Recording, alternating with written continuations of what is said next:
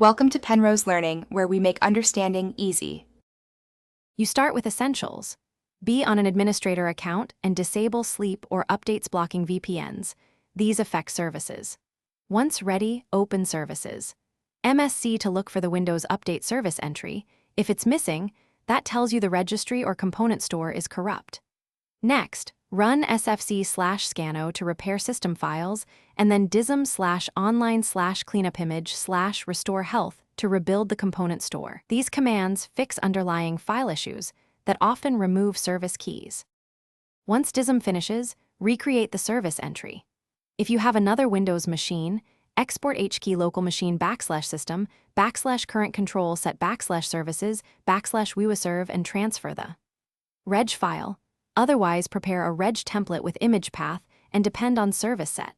Then run sc create wiwaserve bin path equals %systemroot %bec/system 32 /svchost exck type equals share start equals auto.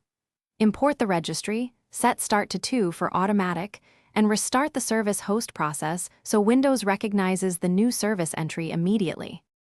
Now start the Windows Update service, and then run the built-in troubleshooter to refresh agent settings and cache. This clears residual configuration issues. Make sure to check Windows Update. Log and event viewer for specific error codes so you know why it might still fail.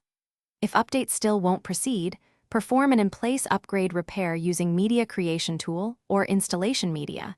This preserves apps and files while restoring all system components, and it usually resolves stubborn missing service problems. Thanks for watching. If this was helpful, leave a like and consider subscribing. See you next time.